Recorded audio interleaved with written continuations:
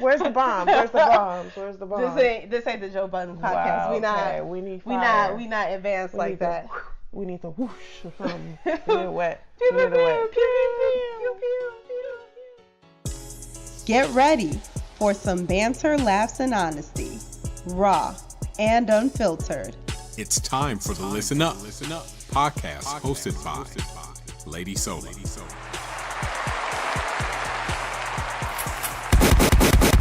Listen up, listen up, listen up. What it do, what it do. It's your girl, Lady Sola, and welcome to my podcast. This is episode 10, and today I am joined by the very talented, the very intelligent, the go-getter. Oh. You know, Hype me up. Someone that relieves her stress. She don't get stressed by these hoes out in these streets. Never. Repping Chi-Town all day, every day. Every day. All day, every day. All day. Self-sufficient, a self-starter. Aww. You know what I'm saying? An inspiration. Lonely. Yes. It's my sister, y'all. Give it up for my sister. Clippity clap, clippity clap.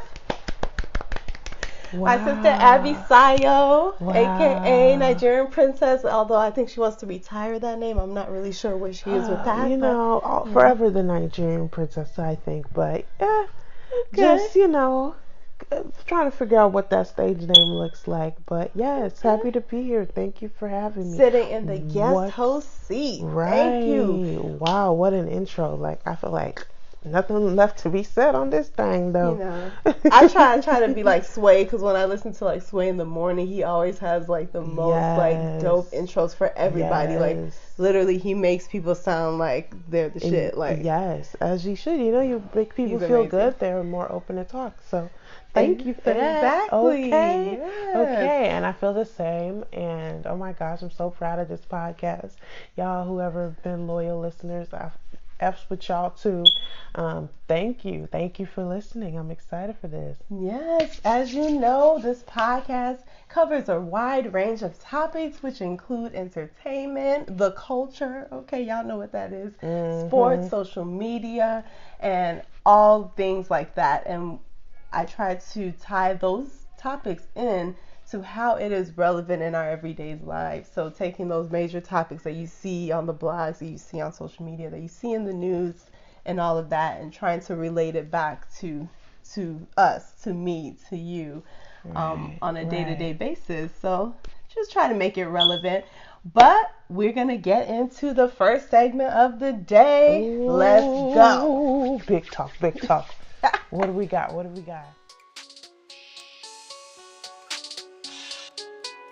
The latest stories that grabbed our attention and dominated headlines. Listen up. It's time for the Big Three.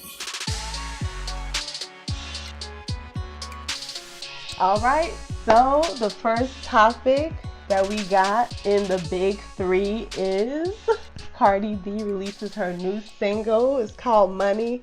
Are we calling it Shmoney?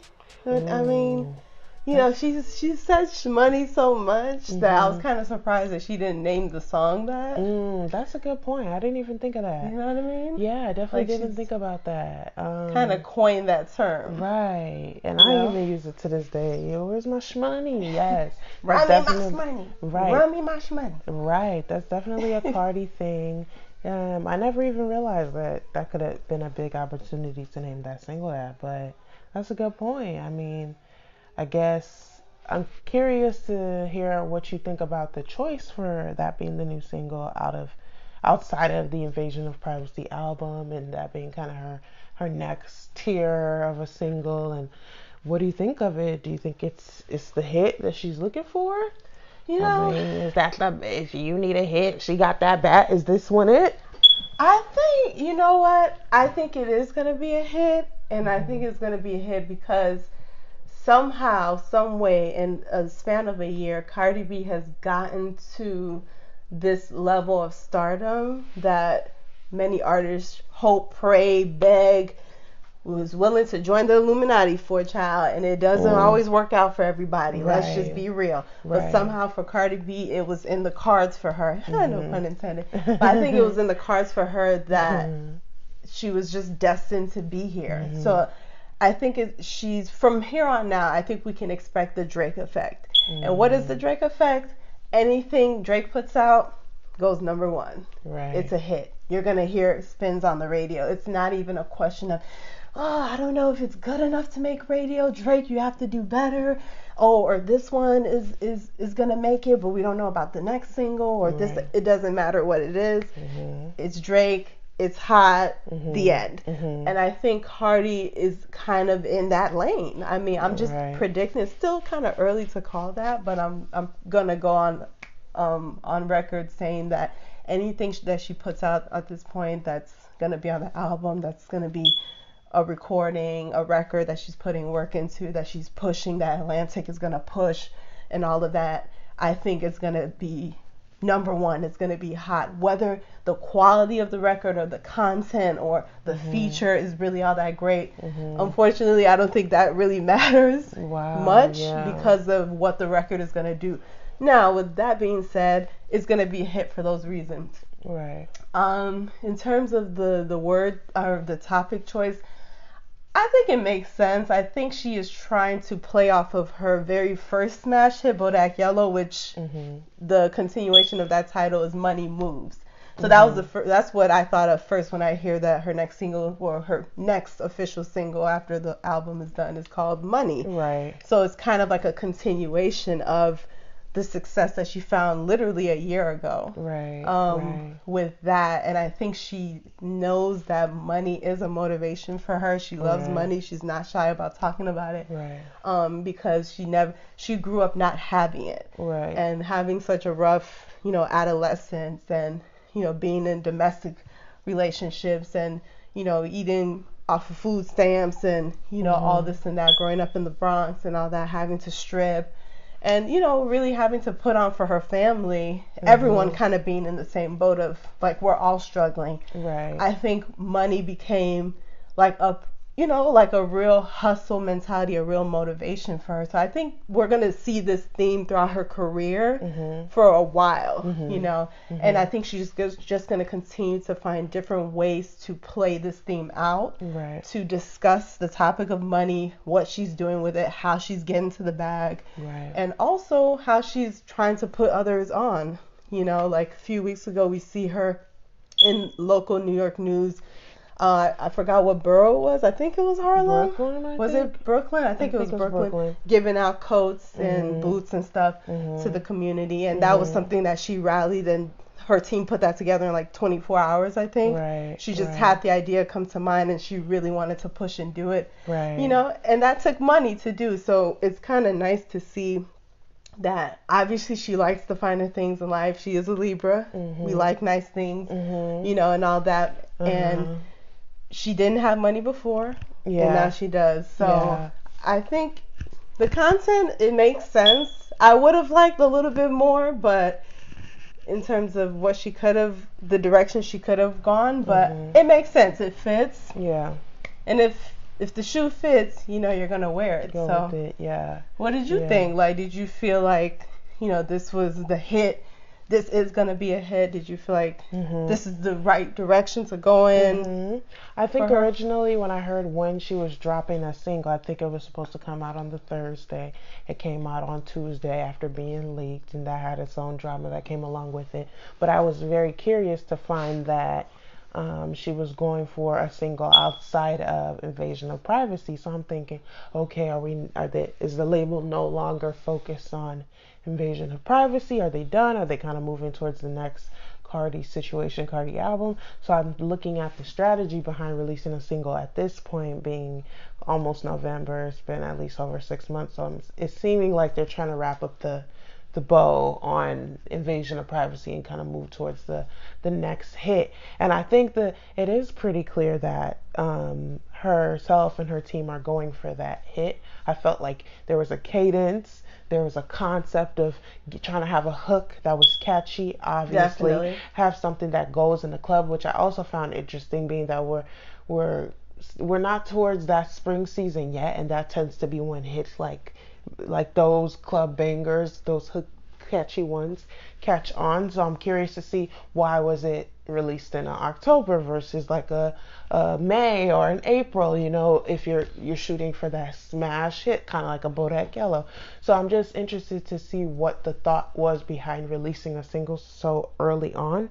But I can say overall for the single, I enjoyed it. I remember thinking while listening to it, I'm waiting for something a little more interesting. Not interesting, but I thought the beat was a little like clean. Climatic. Yeah, a little more climactic. Yeah, like, and it was just the same. Something big.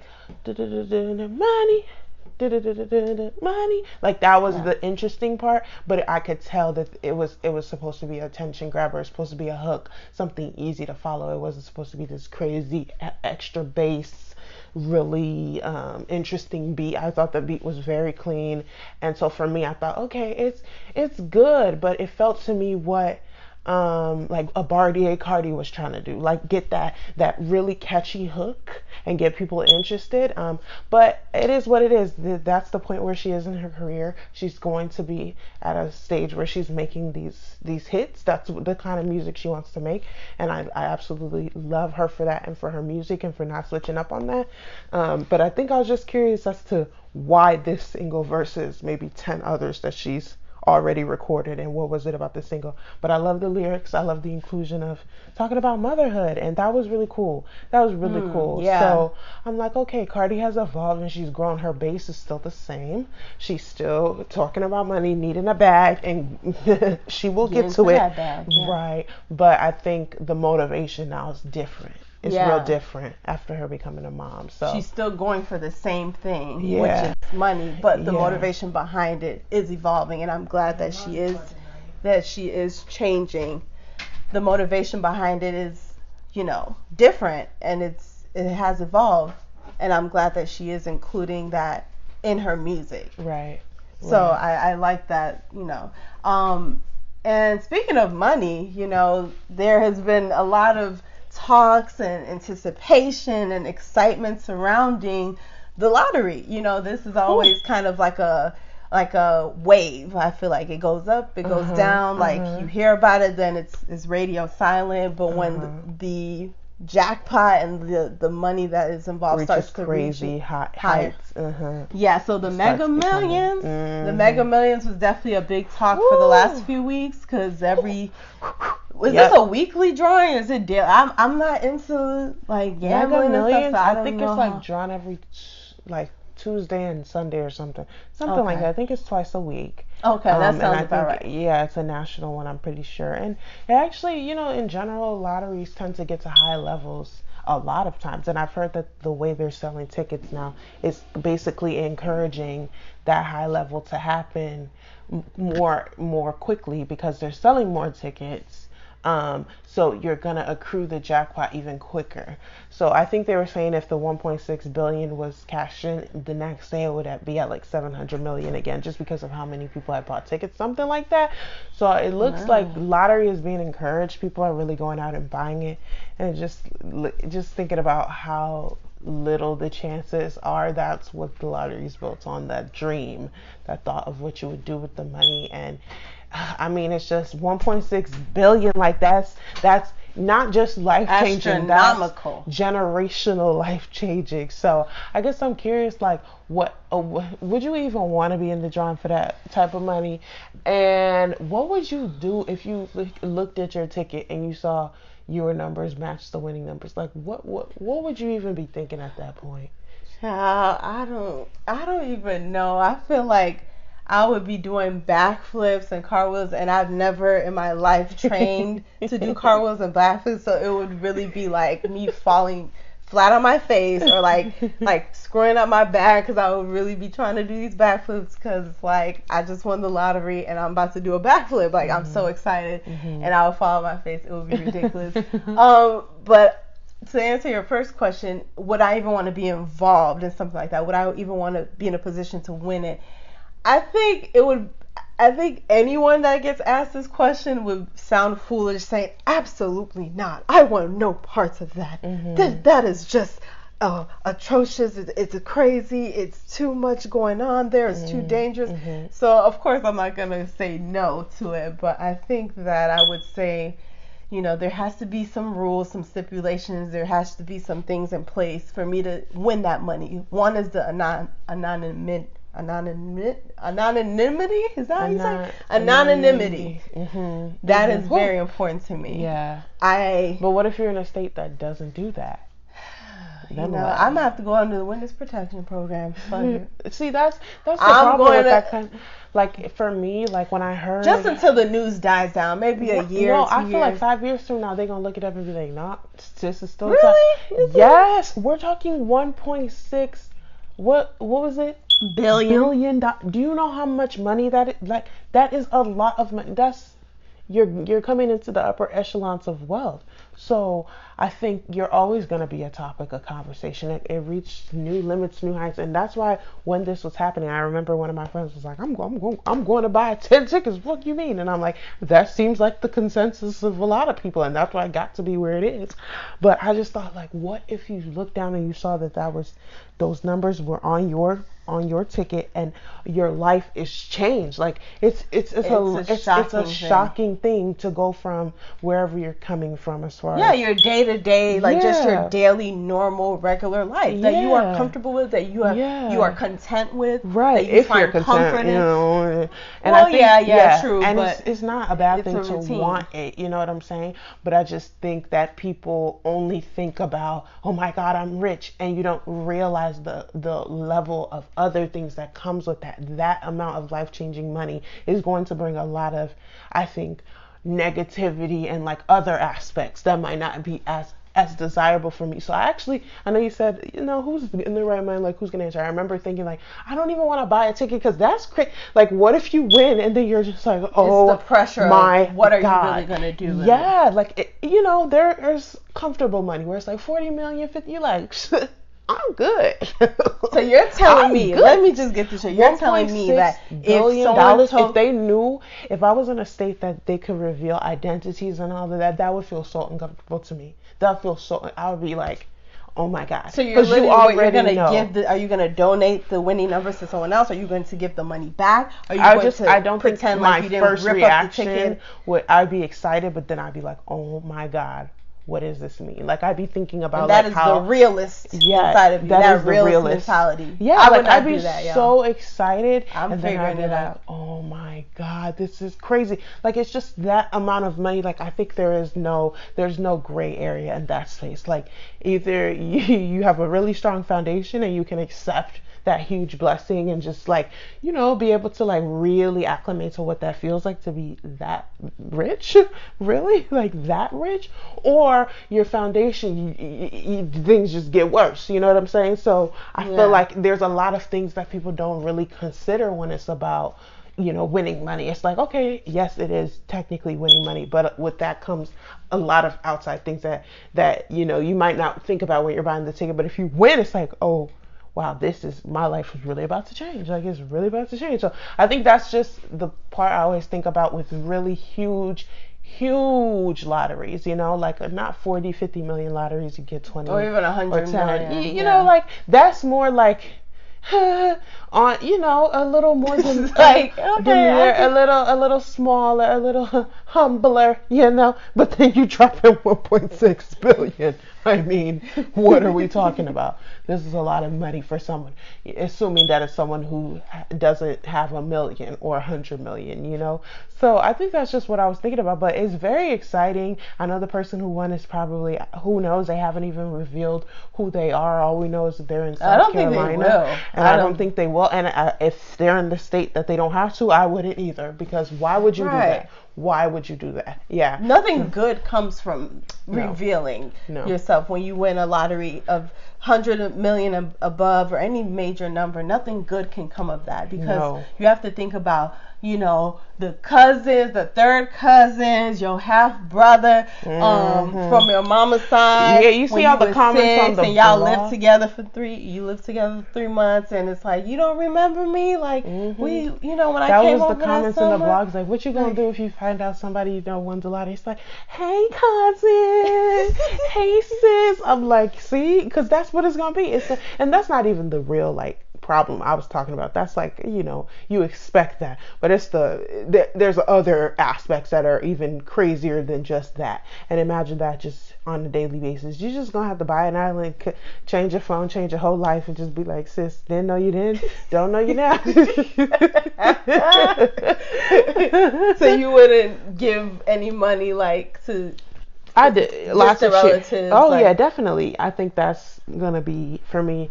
That wouldn't even be a question. It would be friends, you good, family, you good, charity, lots of charity money, good, and then it's gonna be like, what does this mean as far as investing, saving for future, and all. Like you don't have to think much about the future. You just like how. Well, let's put 50 million in savings, and you're good for like ever. Exactly. So and yeah, just set enough money aside for your kids or whatnot, and that generational wealth. I mean, I think. You know, if I won the lottery, whether I was anonymous or not, I would definitely put a lot of time into the financial literacy aspect, really hiring like a financial team. And I know we were talking about that earlier, like even those people coming out of the woodworks trying to approach you, trying to, you know, target you and negotiate. Win lotteries, yep. Yeah, so I don't know. That would be tough, but I would have to get a financial team in place. Absolutely. A financial you cannot manage that kind of accountant. money on your own. Absolutely, and get people that really, you know what I'm saying, I think really know what they're doing. Is that a requirement for the lottery? I think you have to like have a financial advisor in place before you can collect your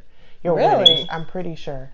So that's where a lot of those like accountants, financial advisors, they'll just be like contacting you like, we know you need one, so hire me. And it's just like, right. Yeah, I'm pretty sure. I think it's just up to you to do your homework and to really go online, go on Google, start researching, like, or hire really someone who's going to do that for you, because there will be plenty who would love to be your personal Google searcher, your personal shopper, your personal toenail painter, just one toenail per person. Like, there's going to be all types of jobs. Your personal eyebrow threader. Yes. You know what I'm saying? Personal carry your luggage to said door person. Like, you just have the comfortability to do all the extra shit you could have ever dreamed of. Like, and it's just like, that would be the fun part for me, just being able to do the most random shit, give people money for doing the most random shit, the things they love to do that they never thought they could get paid for. Like, that would be the type of thing that would be fun to me, you know, like with the money, like, oh my god, like, you really paid one toenail, like, take $10,000, and people are just like, I can't believe this. Like, that would be funny to me. When do you need me to come back? I'll come back and see you in 2 weeks. Like, wow, you really did that one toenail polish really well. Like that shit is glistening. Okay, it's reflecting in the light and everything. You put a little bit of glitter. Okay, next time you want to give me my French tip, I might give you 20,000. You better stop. Right. You better quit. Stop. You better stop. Certified and all. Oh my gosh, but seriously, like, that is a lot of money. Shout out to woman or man in South Carolina that won that money, because it's such a mind fuck. Like, I can't even wrap my head around that. Even for that person, I can't even wrap my head around it. It's not even me, you know. Right, that's what I meant. Like, even just thinking about it, I'm like, I can't even imagine. That's so crazy. So crazy. Exciting, but crazy. I would literally be so stunned. I would be so shocked. The same way Porsha Williams was stunned when she released that daggone you know, that kind of confetti, and it was a girl and not a boy. Ooh, child. Can we talk about that? Let's talk about it. That, first of all, that was a great transition. I felt that. You peeped that? I felt that. I peeped it. And if y'all know, Porsha Williams is pregnant, and she announced maybe a month or two ago. And she just had her gender reveal party, and they all had like streamers, the blow streamers. You pull them out, and the confetti comes out. And most of the party had pink come out of theirs, and hers came out with blue. So it looks like she was visibly upset that it was. And I don't know if it's because it was a girl and they wanted a boy, or if it was because hers shot out a different color than everybody else's, and she was annoyed by that because it's confusing in the moment, especially when your mind is processing very slow. It takes a while to catch up to what's happening. So I think you see a color, and you're like, you make up your mind like, oh my and God, everything is flashing before your eyes. Yeah. Like, I'm gonna have a son. This is what he's gonna look like. Yeah. This is what I'm gonna clothe him in, and all of like that 10-second period. Exactly. And then you look up and you're like, wait, the whole thing is pink. So it's like you're confused. And I think that was her initial shock in that video. Y'all should definitely look it up if you haven't seen the video. She looked like she wanted to cuss whoever gave her that confetti out. Like, who ordered this? Who gave it to me? Some were saying that it might have been like they allowed them to shoot what they wanted, and then the rest of the guests had the actual color of what the baby is, so that it was like, okay, you wanted a girl, you wanted a boy, but this is what you're having, which I think is an interesting concept to kind of do it like that. But hey, we don't know the backstory, but all we can say is it looked sloppy. It looked like whoever was in charge of whatever third party vendor or company that was in charge of giving friend them, or sister or whoever, like they fell off. Like they took the L. They messed up. Like somebody was not paying attention. They was probably having a conversation while they was stuffing the things, like, girl, and they probably grabbed a handful of the blue that was on the side, and we wasn't supposed to use that. You're only supposed to use the pink, and they grabbed a little bit of handful, and it just looked like it was a mess. Like, and Porsha's reaction said it all. Like, she couldn't even like. Yeah, you don't want to make those mistakes in those moments. They're quick, but they make a huge imprint on your mind, and you don't want to make that moment about, oh my God, a mistake, they got their heart attached and then they were like, oh man, you don't want that to happen. So you really want to really cross your T's and dot your I's when it comes to those gender reveals. Like, don't put the wrong color balloons in the box, you give them the wrong streamers, don't give them the wrong paint. Like, it happens all the time. We see these on the blogs, so it's awkward. It's awkward. So whoever is doing it, you really have to be sure. You have to be sure of what you're doing and very, very, very, very organized with it, because you don't want the mom and dad there, and then it's just like, wait, green? What is that? Right, like, so what am I having? Haha, we're just joking. Here's the real one. Like, I've seen that too, and I'm like, that's not the moment to be haha joking. Like, give me the because when you get smacked upside your head on camera, you ain't gonna be too it was happy a joke, about it. sis. Like, yeah. But the other thing with Porsha that I noticed is that it seems like her and Kenya have made up to a certain degree. They have made amends. I saw on the blogs and social. Yes, all day. Too bad she's not coming back for next season. That's I'm hoping. Heartbreaking. It is. But I hear she's supposed to be coming out with her own show. But no, she should. I think she should. It's just so interesting to me that the time where she's finally getting everything that she's been talking about in the past, how many 6 seasons she's done Atlanta, she's finally getting all those things, and this is the time when they don't want to bring on the season. It's just like, what? Ironic? It's ironic that all this time she's been talking about wanting a husband and wanting a baby, she gets the husband. She does half of a season last season, and kind of, I think there was on her way rumblings that she was not open to sharing as much, so that's where the contract negotiations happened. Definitely. That's true. I think depending on how much she was restricting, I think she has a right to do that, to say, this is kind of what I want to focus on, and this is what I don't, and if it doesn't align, then they just don't align. But I think it's sad that they couldn't come to some sort of happy medium where, okay, I'm not going to show my husband, for instance, but we'll show me going to the doctor and me, getting the updates, setting up the room, stuff like that. So people feel like, okay, we're involved in the pregnancy process. So I think there's definitely ways to get around that, or have made a settlement around that, but they just couldn't do it. And now she's not going to be on the show. And I think one of the most, pinnacle years and moments in her life. It's everything that she's been wanting for so long. It's so sad that we're gonna miss out on that as viewers because of that. It just sucks. It's almost like this is what we've been waiting for. Someone that goes to the movies and follows like a trilogy, a movie series, and you're waiting for the big moment in each film, and it's like, and then it they're gets like, snatched away from just you. kidding, go watch on social media. It's like, no, we've been with watching a cliffhanger every time, and it's like, what? This is the end of the movie. This isn't a TV show. How you gonna leave me with a cliffhanger? I'm still so annoyed with that. Yeah, you know what I mean? And the funny thing about that franchise dealing with Kenya Moore is that they were so sure that they wanted to reject her, not bring her back because of what you just said, with not really being open to filming. And I think a lot of it had to do with Mark, and he wasn't really about it. Right. And she was not about trying to manipulate like she's done, she's done in the past, stunts that she's pulled in the past with fake, boyfriends, husbands, engagements. She's like, this is a real deal now. And she knew this was the real guy for her. So she's like, okay, he's not feeling it. I'm not going to push and pressure the issue. And she did the right thing. But on the production side of it, they were like, we can't do much with you. But the funny thing about it is, after they started shooting a lot of scenes for this upcoming season, production was in disarray because a lot of the footage that they had was just not that great. It wasn't entertaining. So I think they tried to go back and approach her about basically begging her to come back for the season. But I think she already has a deal with WeTV or with another network, like her own reality show. I'm not sure. I guess it's rumors. I wouldn't be surprised. I think that's the move. And they're gonna pick it up. They have to move quick, obviously. She's only pregnant for so long. But I mean, I didn't hear that aspect. I'm not surprised. I'm not surprised because we know Team Twirl here.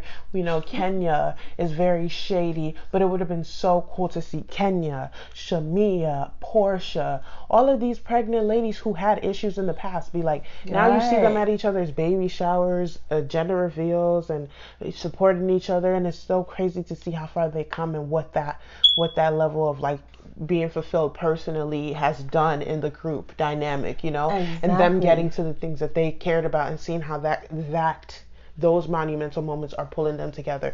That would have been such a cool growth moment, and it's almost like they did it on purpose, and I don't know why, and it just makes me mad. Like, why would you do that? Why would you do that to the fans who've been waiting for this? Exactly. As much as she didn't want to show, I felt like there was a compromise that wasn't reached, and it's just frustrating. It's frustrating. Yeah. There could have been ways that they could have included Kenya and just let her be the star of her own pregnancy, of her own marriage, and all of that. They could have made it work, and they should have allowed her to be on the show and keep it and shoot her stuff. But you want to kick her out and then try to scurry on back. No, she has class. She knows her work. She ain't gonna come back to you, especially when she already collected the check elsewhere.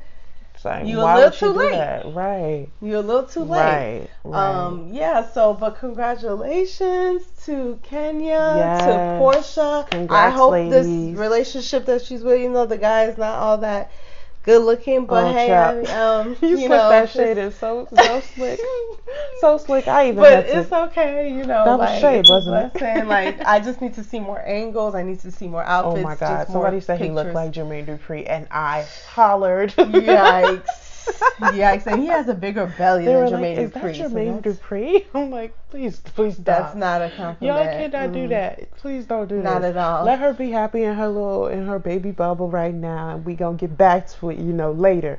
But let her have a great pregnancy, a very calm pregnancy, and we will touch base on that. Let her be great. Let her baby be great. Let her baby be great. Let her be great, and we will talk about baby daddy in just a few months. Oh, we will. Yes, we will have some things to say after we collect our data. Absolutely. When Real Housewives of Atlanta returns. Ooh, and it's coming back soon, right? It is coming back soon. I don't know the exact date, but I believe it's that November's time. Love and Hip Hop New York will be returning as well on, is it November 28th? Whatever Monday that is. And Joe Budden is actually returning as a cast member. I saw that. So that should be, and he's really getting he to the really bag. needs the bag, yeah. He does. He needs it. He wants every it. Coin. He needs every coin. Yeah, I love the growth. I love the flourishment. Yeah, that's even a word. Yeah, that is a word. Flourishment. Yeah, I think flourishment is definitely a word, right? Is it? Right, y'all? We need somebody look that up and get back to us. Can we get a dictionary check? Can someone spell that? Oh no. That would be one of our assistants if we won the lottery. That would be doing that. The personal assistant. Since we didn't even buy tickets, and right? Last time I checked my account, still broke as hell. Missed out. I guess we're gonna have to look up that word ourselves. Really missed out, for real. Well, we'll look up that word right when we get to the next segment. But that wraps up the big three. Let's get to the next segment. We gonna figure out what that word means. Oh, child.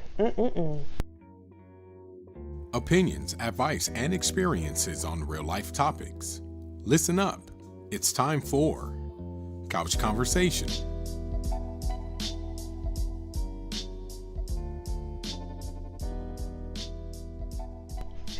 Okay, all right. So we are into segment number 2 of the podcast. This is Couch Conversation. Ooh, church pop.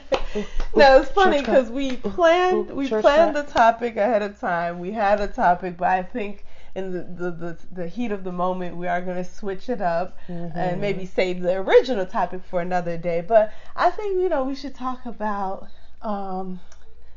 just neighbors, our wonderful, friendly neighbors. And when I say neighbors, it's in the apartment buildings, it's, in your homes. Neighbors are across the street, down the road. If you live in complexes or condos and duplexes and all this, and you live in shared housing, so you're in the attic on the 3rd floor, and you have 2 roommates on the 2nd floor.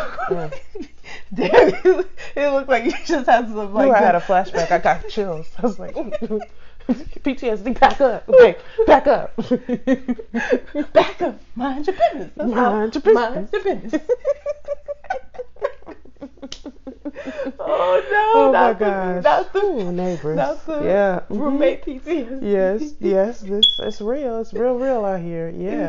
Yeah. It really is. So, dealing with neighbors. I guess in this topic, I just want to talk about I guess to ask you, how do you get along or not get along with neighbors? This can include roommates as well, people like housemates or roommates, or neighbors that, live downstairs from you, down the hall if you're in an apartment building, across the street. How do you navigate those relationships with neighbors? Do you try to put in your mind that, hey, I'm going to try to establish some type of communication? Right. Or do you just say, if I see him, I see him. If I don't, I don't. I don't need to see nobody. Yeah. I'm going in the house. I'm parking my car and going straight into the house and minding my business. Right. What's your take on? I think personally, in general, I'm just a mind your business type of girl. In general, and even when I move into a new place, depending on if I have roommates, if they've been there before me, or I'm there, we're all moving in freshly together, then I think it's a little easier to go and have people know, oh, there's a new set of people or there's a new neighbor. They'll come and reach out to you. I think that's the proper thing to do. But for me, if it's kind of in an apartment building, that's not always the case. People are moving in and out, doing their own thing. So it's they might not notice when that one unit gets filled. They'll notice a new person, might see you in the hallway, talk or whatever. But I don't feel like it's as traditional as it's been in 20 years ago, where it was a neighbor moves and you take them a cake, you take them cookies, you go ask them about where they're coming from and why they moved here. Especially in our age range, I don't think that that's the case. I think you move in somewhere, you might see them, maybe you taking out the trash, maybe you leaving out the garage. They don't recognize you. If they're a nice person, they're going to ask you, make conversation with you, and I think that's more than fair. But I think personally, when I move into a new neighborhood, I mind my business, and if I see my neighbors, I say hello. If they ask me questions, I'll tell them what's going on, how long I've been here, whatever the case is, and that's generally how I move when it comes to neighbors. Now, similar, not so similar is housemates and roommates. I think that's a very different vibe and conversation. Obviously, if you move into a situation that's had people living there for a long time, you have to understand the dynamics of the house, make sure that everybody knows who each other is. I think that should have happened before you moved in. And I think there is an etiquette there of having some respect for your roommates and, updating them and them being a part of your kind of day-to-day life in some aspect or regard if they care, which I think they should, and you should too as a roommate. So I think that comfortability and that closeness and the expectations there for me are bigger when it comes to housemates and roommates. But neighbors, I kind of tend to err on the side of I mind my business. You should too. We run into each other, great. We look out for each other. If you're out of town, I'll look out for you if that's what type of time we're on, and you let me know. But I'm not too in your business. I tend, unless if everything is going right, keep it going. We're good, nothing, no problems. And if we have an issue, we come up, we talk about it if we can, mediate it by ourselves, and then keep it pushing. Like, I think it shouldn't be this daunting, like, scary, oh my God, my neighbor's over there, I don't want to, talk to them or whatever. But I think it's just, you take it for what it is. They're your neighbor. Respect them from afar if you can, and that's just how I tend to move when it comes to neighbors, honestly. No, that's true tea. I think the difference between the two neighbors and housemates is one word: proximity. Yeah, proximity changes a lot of things. When you are literally up under each other's asses, like, you have to talk, like, you have to check in, you have to introduce yourselves, you have to try to create that accommodating, comfortable, safe space, because this is your living environment. You of course want to make your housemates comfortable, but it's also for yourself as well. So I think that's a major key between the two. Whereas with neighbors, like you said, it's a free-for-all. Like, you see them, you don't see them, you say hi, you don't say hi. There's not really any repercussions for however you handle that, because you're not seeing them often. You're not crossing the threshold of a door frame and knowing that you're going to face this human being on a daily basis with that. So I think that the proximity dictates your approach to it, your attitude towards it, and your mentality towards it. You essentially, when you do have housemates, which is common in a lot of parts of the U.S., you basically have to sacrifice a lot of your comfort zone, and you have to try to take on the selfless approach more than the selfish approach. And with neighbors, it's kind of like, you can just make it what you want to make it. Like, you can experiment, you can have fun with it, you can not give a damn. You can wave from across the street. How fun is that? Like, I wave it as I walk into the door.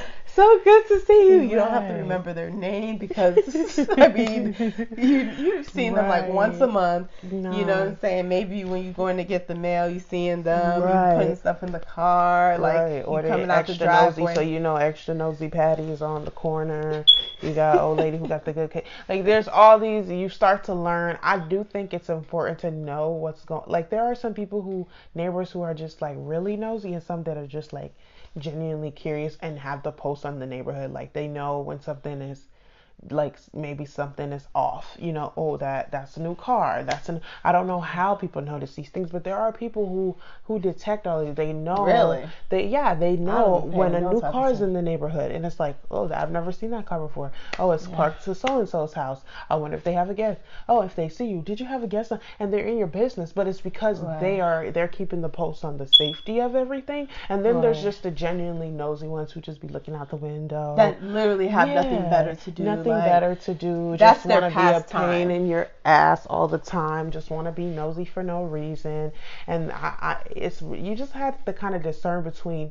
I think everybody as a tenant plays a role in how they live. I think we all have roles in how we move and how we live, or what type of neighbor you are. So maybe you're more like, oh, I'm the nosy one, I'm the pulse on the neighborhood, I'm the chill, relaxed one, I'm the one that's always gone. Like, I think everybody has a role that they fall into, and the way you are as a roommate, I think, dictates how you are.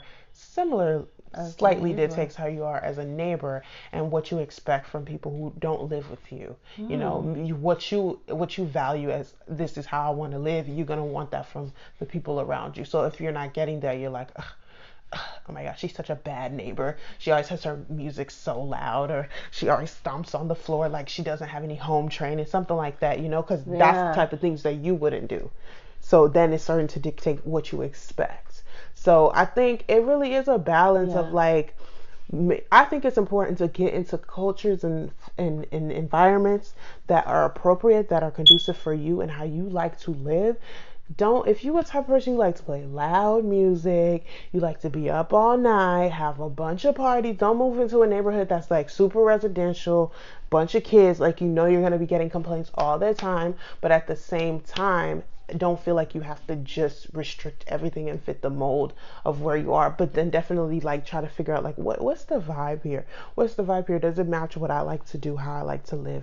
And that, I think, is important when you're looking for a new spot, and also when you're thinking about who you're living next to. Like, that's important too, because you're always going to keep clashing, you're going to keep clashing if you don't take that into account. So no, that's interesting, from what you mentioned, especially about like the noise complaint and, you know, like how noisy people are. I do want to touch upon that quickly because, you know, I like where I live. It's very quiet, it's very peaceful. And I think because of like that environment, the noise thing does become like more problematic. So it's kind of like you can have your cake but you can't eat it, because who doesn't want a peaceful environment and doesn't want to deal with the ruckus and the parties? Like, you, each human being, we like to have fun, but you want to be able to come to a place that's like chill. But also there's the backlash to it, because now you need to be quiet, because if you're receiving that peace, you need to be able to give it as well. So now I'm like kind of starting to learn that, you know, like I have to deal with that, you know. But how do you feel about how people react to like noise complaints in the situation where you are the culprit, the one that's throwing the little get together? You're not trying to ruffle feathers, you're not trying to be that neighbor that's annoying as hell, or that's just you know, that's a problem child, you know, in the neighborhood family. But it happens to the best of us. Like, we all fall into that category sometimes of, oh, you laugh too loud, or you know, something's funny, or you have a group over, you do have a little party, you are playing a little music, because you're just trying to chill, turn up. It's your place of, you know, rest, it's your place of home, and where you know, hang out. How do you feel about how people deal with those noise complaints? Would you rather them come to you directly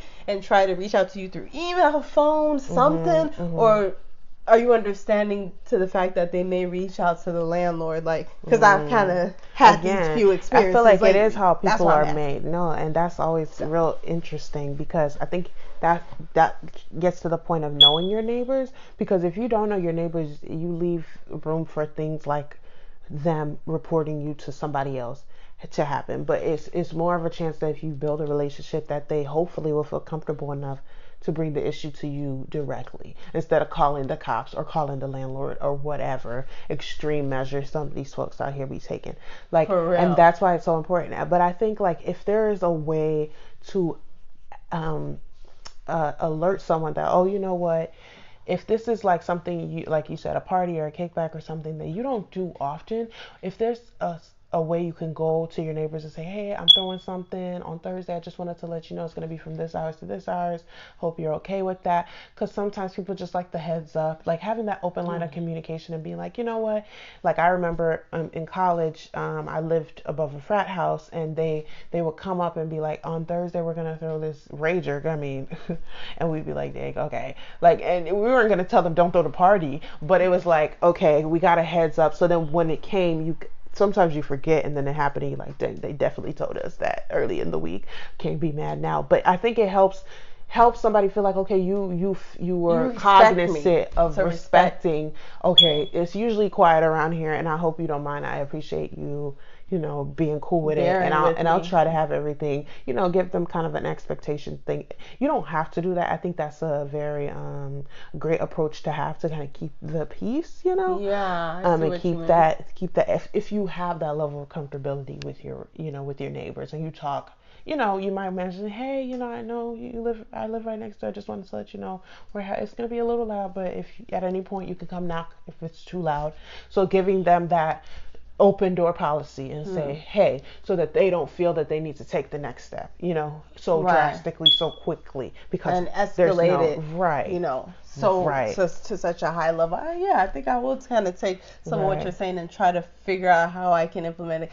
Those advice, because I definitely don't want to become like, you know, like, oh, she's one of those, you know what I mean? Because I'm not. That's the ironic thing about it. I'm not the loud, when wild, you get crazy pegged as one. that, and you're like, no, it was like 2 times, and it just so happened that you could hear through my vents or whatever. That's and these not thin my fault. ass walls, like, you know what I mean? That's fair. No insulation to whatsoever. Right. And I'm African, so I'm just loud as hell. I know, like, that's not an excuse, but it kind of is. Like, if you ever visit Nigeria, you will see what I'm talking about, and maybe you would be a little bit more understanding. You would apologize to me, actually. Yeah, you would. Because if you knew the house I grew up in, from 0 to 20, 19, you would be.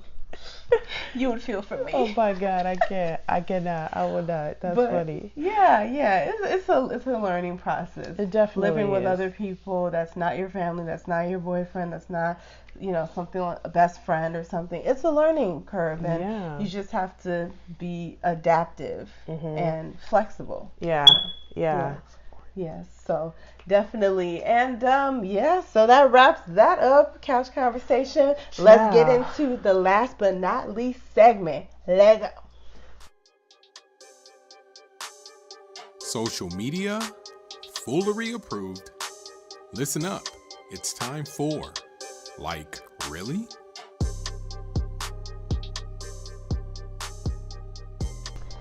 Okay, so first topic, Diddy goes on the Ellen show. I didn't see the whole interview. I honestly don't know what he was promoting this time. He's always promoting something. I just saw the clip on the Shade Room, and it's like gone viral at this point. But they were talking about Halloween and what he's scared of, and somehow they got on the topic of clowns, and he was like trying to be macho, like, I'm a black man in America. Like, the last thing I'm scared of is some clowns. Like, there's plenty of things in America to be scared about as a black man. Clowns is not one of them. Right. He kind of has some truth to say in that. But I that's think a whole other conversation. that's a whole lot of masculinity conversation that we just not gonna have.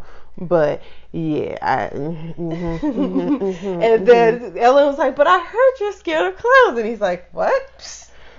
No, I'm not. Clown. And she's like, no, someone told me that. And he's like, no, that's, you know, I'm not, I wouldn't be scared. You know, right in mid-sentence, the clown pops out like a jack in the box. Oh my God, this reaction was literally priceless. I can't even lie. I need someone to slow it down by 100 times. I need it slowed by millibilla tetra second. That I needed to be that slow to see the progression of his reaction in his face. It's just priceless. He was so scared.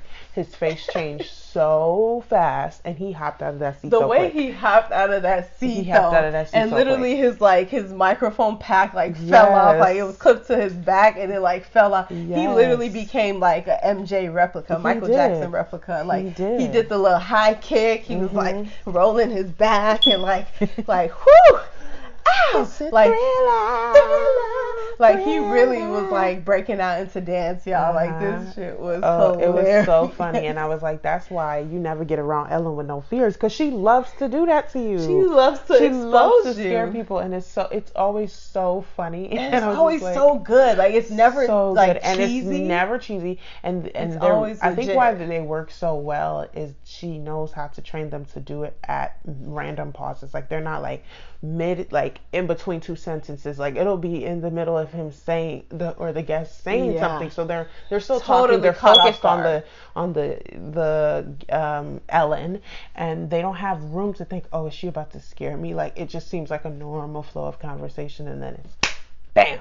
Right, it's crazy. Yeah, he broke out into his little Michael Jackson number. Oh my God. Later, like I think it must have been just earlier today, he posted a Michael Jackson song, and the caption was really what caught my attention, because he's like, "Hey guys, can y'all send this message to Cassie to listen to the song 100 times, and let her know from me to you, it's all love." Or whatever the message was, but basically it seems like he wants that old thing back. It seems like he's reminiscent, but he's reminiscing, on his ex, And they have broke up. That is recent news in the last few weeks. Has come out, formally in the press and all that they have gone their separate ways after 11 years of dating. Imagine those years gone.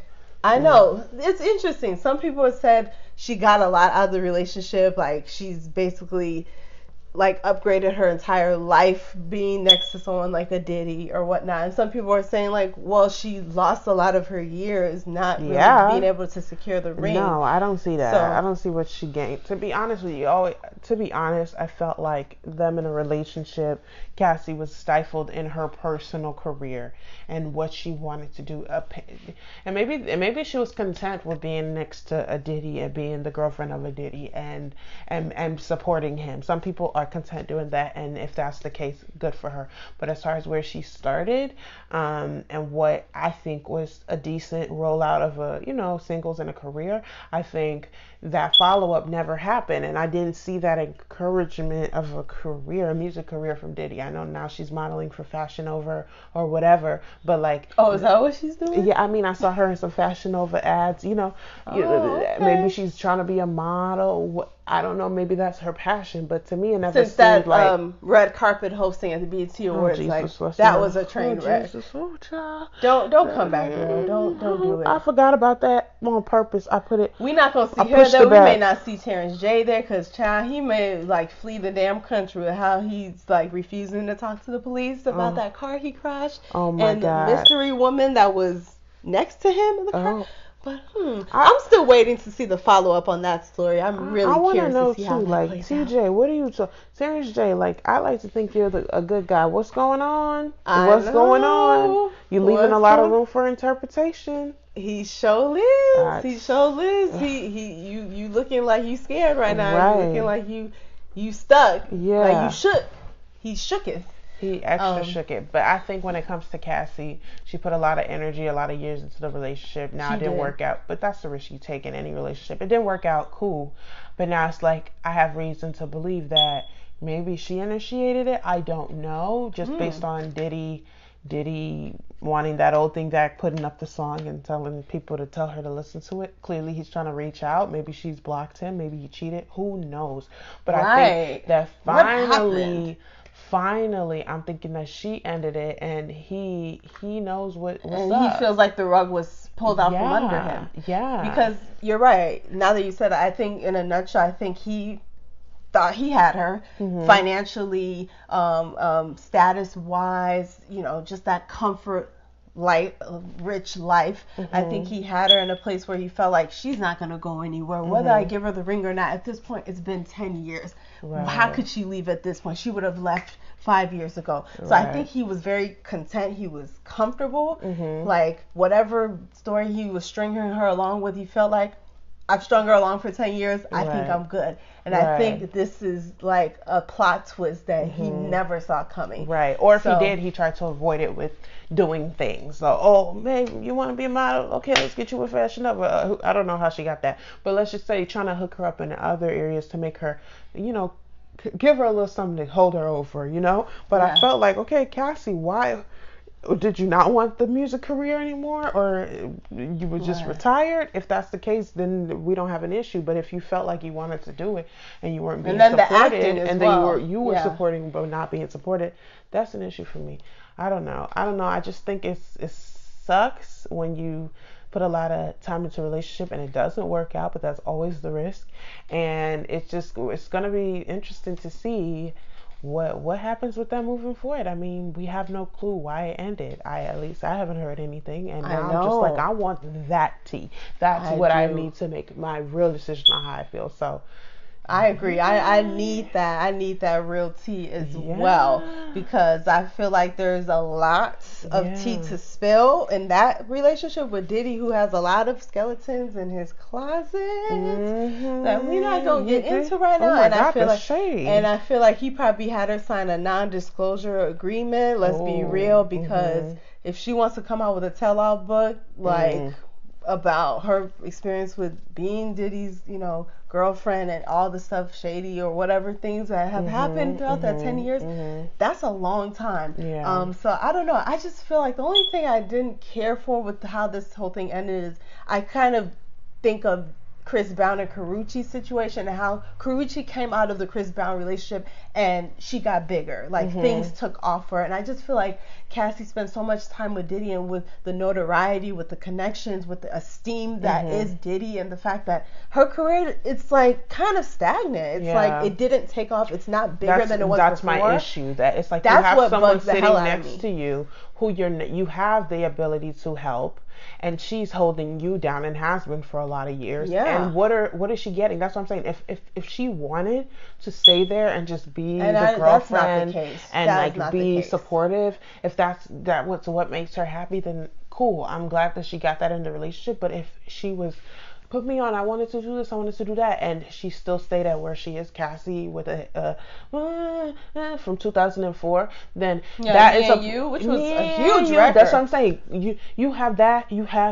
She has the look. She has opportunity to make it work. She has freaking Diddy, and then for that to not pop off, that just really annoys me. It annoys me because it wasn't like people could say, oh, he was testing her to see if she was there for that. She was there for 11 years. So what else? What was said?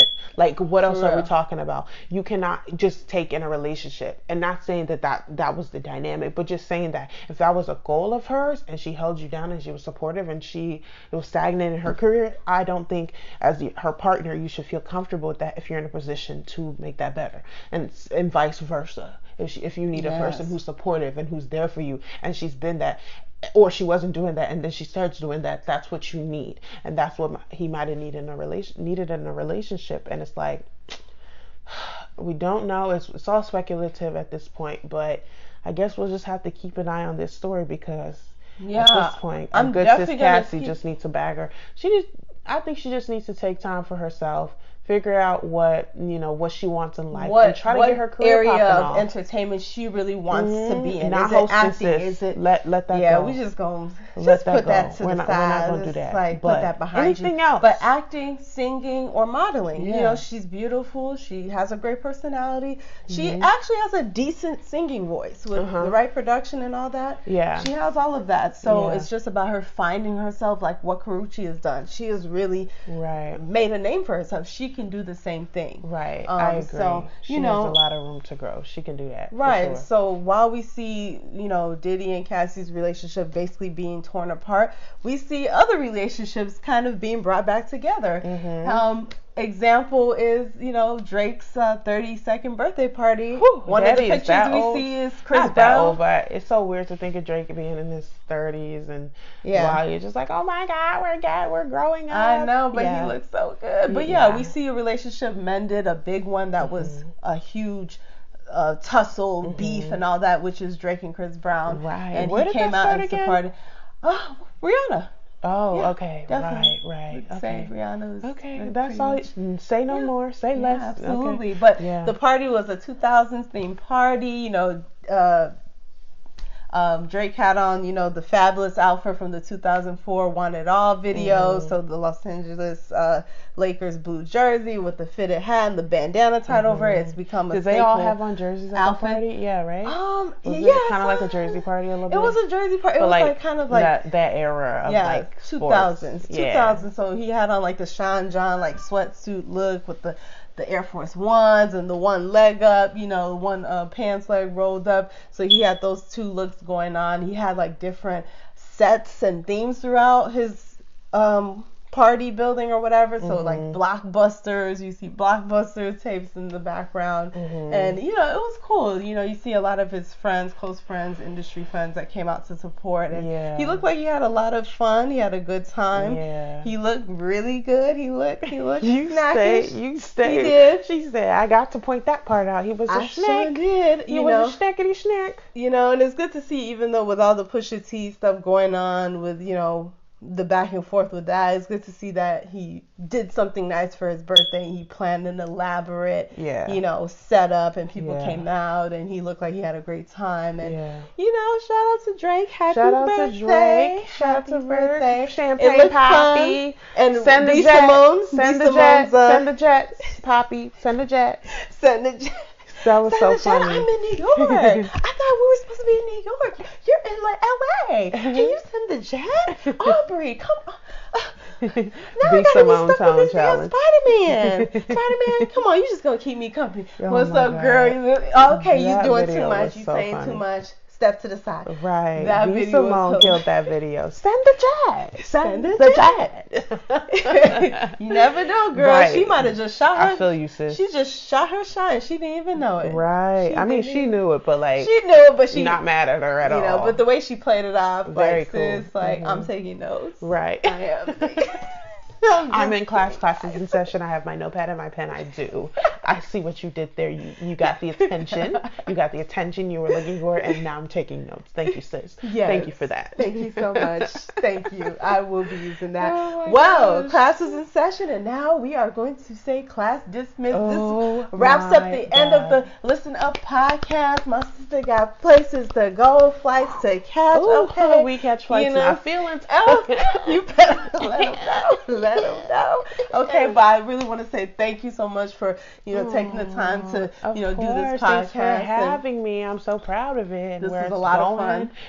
Continue to support y'all, all the listeners. So Hallelujah. appreciative for you. Share this with your family, your friends, your YouTube, your Spotify, Twitter, your Facebook, Your iTunes. Yes, share it, listen to it, download it, and let us know what you think. We love the feedback. Yeah, absolutely. Like it on iTunes. If you want to leave a little review, a little rating, 5-star. Because I'm a 5-star chick, like Trina said. 5-star chick. Right. We appreciate it. If We you just do appreciate those. you. Once again, my name is Lady Sola. You can follow me on social media on Instagram and Twitter at Lady Sola Life. You can also like my page on Facebook. That is facebook.com/Lady Sola Life. All right, where can they find you? Oh, wow. You can find me on Twitter and Instagram at Princess Abisayo, and that's Princess, one word, Abisayo, Abisayo. And I'm relatively active, not that active, but just follow me there and keep up. Yeah, definitely. You should also subscribe to her YouTube channel. Oh, yes, as and my well. YouTube channel. How could I forget? Oh, my goodness.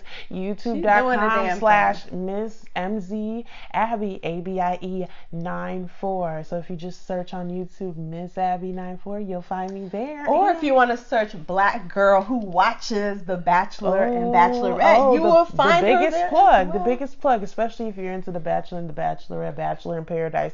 You will love my channel. Yes. You hear me? You will love it. So don't play around right now. Go ahead, subscribe. Come say hi in the comments, and we'd love to have you. Absolutely. Well, that is it for this podcast, y'all. Until next time, Ooh. be good. What is it? That's it for episode 10. That's We it out. for episode 10. Bye, y'all. Thank you. Thanks for checking out this episode of the Listen Up podcast. If you like what you heard, make sure to subscribe on iTunes and share with your friends. If you're really rocking with it, leave a rating or review on the Apple Podcast app. The support is always appreciated.